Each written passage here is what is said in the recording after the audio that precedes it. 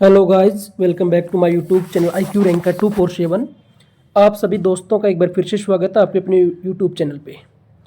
दोस्तों, इस वीडियो में बात करेंगे एक तो 56 और 57 का जो ग्रुप का जो रिजल्ट है क्या अभी रिवाइज होगा वो।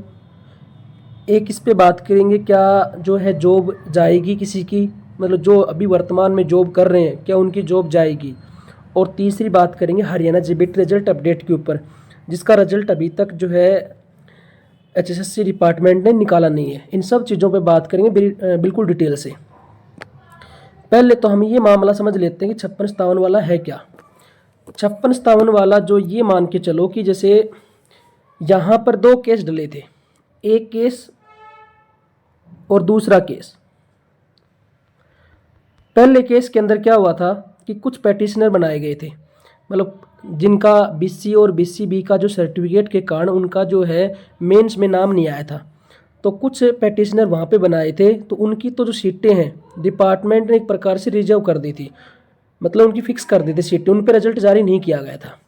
दूसरा केस डला ये एग्ज़ाम होने के बाद। अब यहाँ से क्या हुआ, हाई कोर्ट से ये जो है मामला, ये यहाँ पे कैंडिडेट जो है जीत गए हैं और डिपार्टमेंट यहाँ पे हार हुई है। मतलब हार मतलब बच्चों की हार हुई है, मान लो जो जॉब कर रहे हैं उनकी हार हुई है।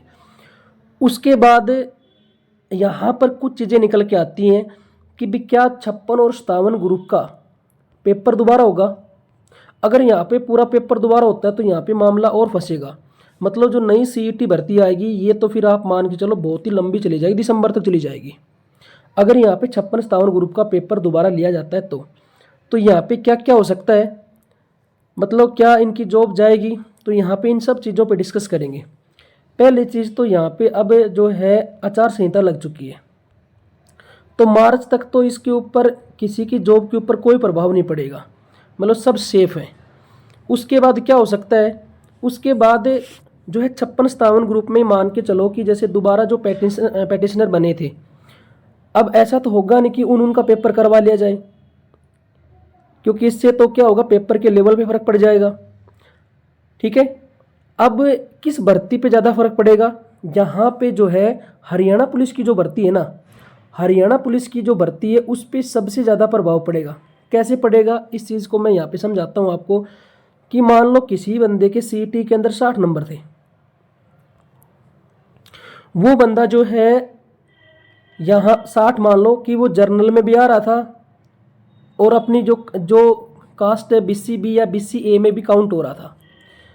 लेकिन हुआ क्या कि यहाँ पर जो सर्टिफिकेट थी इसकी कास्ट सर्टिफिकेट वो पुरानी थी।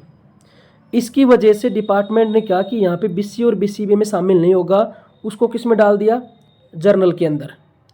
अब हुआ क्या कि उस बंदे की जो एज है वो एज ज़्यादा थी।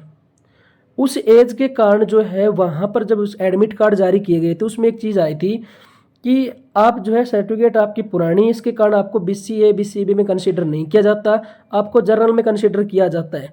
लेकिन आपकी जो है जो एज ज़्यादा है, मतलब आप ओवरेज हो चुकी हो, मतलब आपको जर्नल में भी काउंट नहीं किया जाएगा। तो उस बच्चे को क्या कर दिया गया, बाहर कर दिया गया। ठीक है, ऐसा 10 बच्चे 5 बच्चे नहीं, बहुत ज़्यादा बच्चे ऐसे हैं जिनको कास्ट सर्टिफिकेट के कारण जो है बाहर किया गया था और जर्नल में ओवरेज हो गए थे। यहाँ तक समझ गए। अगर हरियाणा पुलिस का रिजल्ट जारी होता है तो ये मान लो पूरा रिजल्ट रिवाइज होगा, तो बहुत से कैंडिडेट नए जुड़ जाएंगे। 56-57 पे क्या प्रभाव पड़ेगा, 56-57 पे ऐसे मान लो कि जैसे कल रखा है।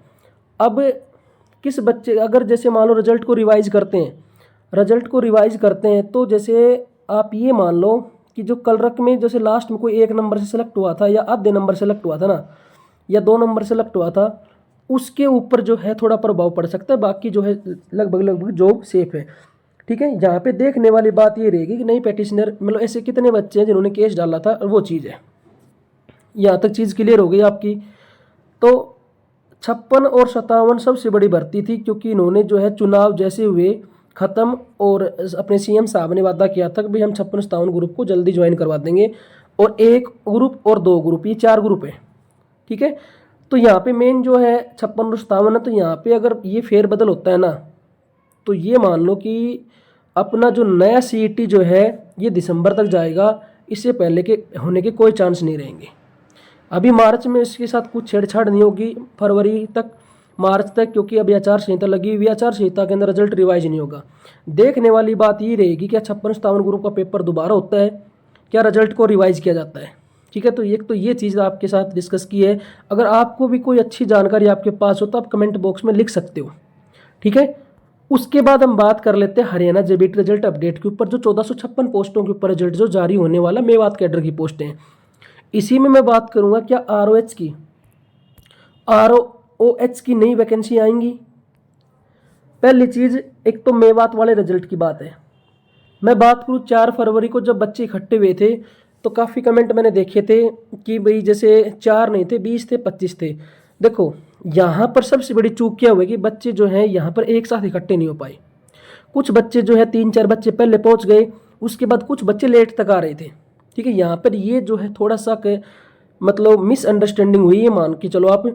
उसके बाद हरियाणा जेबीटी रिजल्ट भी आप मान लो कि फरवरी महीने के अंदर नहीं आएगा। अगर ये 56-57 वाले ग्रुप के साथ अगर कुछ बिछेड़छाड़ होती है तो जेबीटी रिजल्ट जो है और लंबा खींचेगा, क्योंकि जेबीटी रिजल्ट जो है एक प्रकार से कोने में बैठ जाएगा, कोई ध्यान नहीं दिया जाएगा और ये रिजल्ट जो है लंबा जाएगा।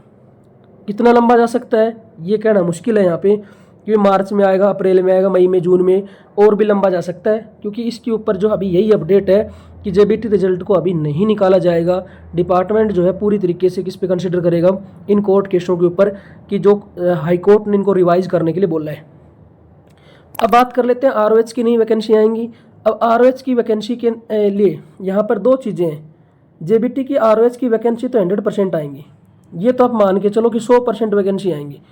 लेकिन ये वैकेंसी जो है डिपार्टमेंट चाहे तो HKRN के थ्रू भर सकता है, और अगर नई वैकेंसी आती हैं तो बहुत ही कम नई वैकेंसी निकालेगा। जैसे मान लो कि यहाँ पर 5000 नई आरओएच की वैकेंसी की ज़रूरत है, तो ये मान लो कि भाई 3500 के आसपास HKRN के थ्रू भर दी और 1500 के आसपास किस में भर दी, न्यू में भर दी, ऐसा होगा।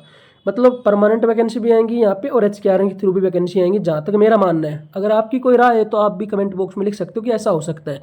यहाँ पे सब मैंने जो है एक एनालाइज किया है इस चीज़ को कि ऐसा हो सकता है। बाकी जो है देखना ये होगा कि 56-57 ग्रुप, 1 ग्रुप और 2 ग्रुप के साथ क्या होता है। और 20 ग्रुपों पे पहले से मतलब हाईकोर्ट कह चुका है कि भी इनका भी रिजल्ट रिवाइज करो। मतलब पूरा का पूरा CET जो पिछला जो है, मतलब जिनके पेपर लिए थे, एग्ज़ाम जो हुए थे, वो पूरा का पूरा ख़राब हो सकता है और नया CET जो है और लंबा जाएगा। तो ये डिस्कस मैंने इस वीडियो में की। अगर आपको वीडियो अच्छी लगती हो तो आप कमेंट करें, लाइक करें और सब्सक्राइब करें। Thank you very much.